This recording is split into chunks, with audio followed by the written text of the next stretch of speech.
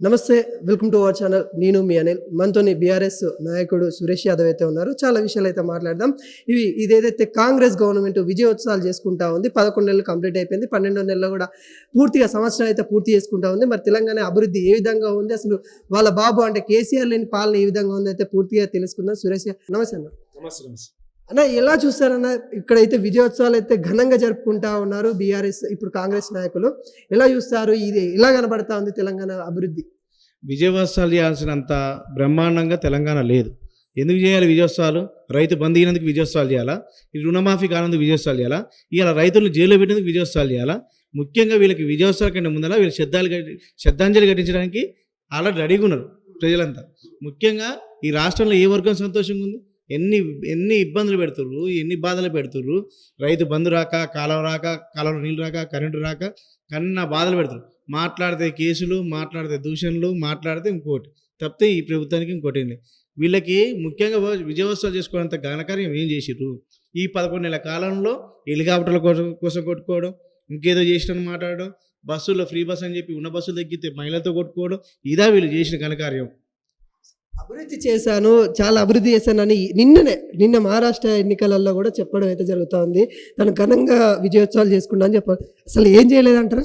అభివృద్ధికి అర్థం అంటే కట్టడం, నిలబెట్టడం, కూలగొట్టడం కాదు. అభివృద్ధి అంటే మూసి ప్రక్షాళన అని చెప్పి పేదోడ ఇల్లులు కూలగొట్టి దాన్ని అభివృద్ధి అనడం ఈ రాష్ట్ర ముఖ్యమంత్రికి సిగ్గుచేటు. ముఖ్యంగా హైడ్రాని తీసుకొచ్చి మధ్యతరగతి బతుకుల్లో కట్టుకునే ఇళ్లలో ఎఫ్టీఎల్ అని, బఫర్ జోన్ అని ఇన్ని పర్మిషన్లు ఇచ్చిన అధికారులు ఎటుపోయారు? ఇల్లు కట్టుకున్న సామాన్లు ఎందుకు గుర్తొచ్చిర్రు? చెరువు మధ్యలో కట్టుకున్న ఈ రాష్ట్ర మంత్రులు ఇల్లు కూలిపోవు, కాంగ్రెస్ నాయకులు కూలగొట్టరు. కానీ సొంత అన్న తిరుపతి రెడ్డి ఇల్లు మాత్రం నోటీస్ ఇవ్వదు. పేదోడికి ఏమోనేమో కూలగొడతావు, పెద్దోడికేమో నోటీస్ ఇస్తావు. పైసలు కావాలి నీకు, దందా కావాలా, దందా షురు చేసినావు, అందుకే నడిపిస్తున్నావు. ఎట్లా అంటే సెక్రటేరియట్ను కూడా కేసీఆర్ కట్టింది, అంత మంచిగా కడితే ఈ రోజున ఆ బాహుబలి గేట్ ఏదైతే ఉందో దాన్ని తొలగించేసి ఇంకా అభివృద్ధి చేస్తాం అని చెప్తా ఉన్నారు. ఏదైతే తెలంగాణ అప్పులో ఉందనే ఎంత కొంత అయినా వాసమైనప్పుడు ఇలాంటి ఖర్చులు ఎలా చూస్తారు మీరు? అప్పులతో పాటు ఆదాయం ఉంది. 7 లక్షల కోట్లు అని చెప్తున్నప్పుడు మేము పర్ క్యాపిటల్ ఇన్కమ్ 18 లక్షల కోట్లు తీసుకెళ్ళిపోయాను. మా స్ట్రెంత్ అది. మేము దేశంలో రోడ్డు మూలగా తెలంగాణ తీసుకొచ్చినాం. 36 నుంచి 40 ఫ్లైఓవర్లు ఉన్నాయి, ఇంకో 45 నిర్మాణాలు ఉన్నాయి. ఇది మేము కాదు, మా గర్కారం కదా. ఇలా హైటెక్ సిటీ కానీ ఇంకో బయోమెట్రిక్ ఫ్యాక్టరీకి వెళ్ళి పోతే వేరే దేశం లెక్క కనపడుతుంది. అలాంటి అద్భుతంగా తీసుకొచ్చింది. ఇలా రాయదుర్గం మీద మీరు చూడండి, కేబుల్ బ్రిడ్జ్ తీసుకొస్తే వేరే దేశం అనుకుంటారు కొంతమంది. అలాంటి పరిస్థితులు సృష్టించినాం. కానీ మేము అభివృద్ధి వీళ్ళేం చేసిర్రు? అభివృద్ధి అంటే కూలగొట్టడం, అభివృద్ధి అంటే కేసులు పెట్టడం, అభివృద్ధి అంటే దండయాత్ర చేయడం, రైతు రుణమాఫీ అని చెప్పి బోగస్ మాట్లాడడం, ఇదా అభివృద్ధి? కాళేశ్వరం కూలిపోయిందన్నారు, నీళ్లు లేవన్నారు. మరి ఇవాళ అదే మల్లన్న సాగర్ నుంచి హైదరాబాద్ నీళ్ళు ఇస్తాంటారు. మల్లన్న సాగర్ కాళేశ్వరం భాగం కదా. ఆ మాత్రం తెలియదు ఈ రాష్ట్ర ముఖ్యమంత్రికి. పేమెంట్ కోటాలో వచ్చిన పేమెంట్ ముఖ్యమంత్రి, రాష్ట్ర ముఖ్యమంత్రి. పేమెంట్ అంటే ఆయన డబ్బులు ఇచ్చినట్టు, మరి డబ్బులు రాబట్టుకోవాలి. ఎవరిని రాబట్టుకోవాలా? మహారాష్ట్ర ఎన్నికల్లో ఈ రాష్ట్ర హెలికాప్టర్లు తిరుగుతాయి. హెలికాప్టర్ల కోసం కొట్టుకుంటారు ఈ రాష్ట్ర మంత్రులు. నల్గొండ పోవాలంటే హెలికాప్టర్ కావాలి, ఖమ్మం పోవాలంటే హెలికాప్టర్ కావాలి. వరద ప్రాంతాల్లో జనానికి ఏమో హెలికాప్టర్లు లేరు, వాళ్ళ ప్రాణాలకి విలువ లేదు. కానీ ఇలా జార్ఖండ్లో తెలంగాణ హెలికాప్టర్ నడుస్తుంది, ఇవాళ మహారాష్ట్రలో నడుస్తుంది, కేరళలో వాయనాడులో ప్రియాంక గాంధీ నామినేషన్కి హెలికాప్టర్ నడుస్తుంది. కానీ జనాలు వరదలు కొట్టకపోతే రా అన్న సీనన్న అని చెప్తేనే హెలికాప్టర్ రాదు. జనం సావుకి విలువ లేదు. కానీ పేదలను దోషి పెద్దోళ్ళ పెట్టి పెద్ద కార్యం తీసుకుంది ఈ రాష్ట్ర ప్రభుత్వం. 6 గ్యారెంటీలు అని చెప్పి వారంటీ లేని ప్రభుత్వానికి ఓటేస్తే గ్యారెంటీకి వచ్చే కాలువ బంద్ అయింది, రైతు బంధు బంద్ అయింది. రైతు బంధు ఎందుకు ఇవ్వట్లేదు? ఇలా ఒడ్ల కళ్ళాలు కోతులు పాలైనవి, కోతులు మేస్తున్నాయి. 500 బోనస్ ఇస్తా అని చెప్పినావు, రుణమాఫీ అయిపోయిందన్నావు, 2 లక్షల పైన ఉన్న వాళ్ళకి ఇస్తున్నాడు అంటే 2 లక్షల లోపల ఉన్న అయిపోయిందా?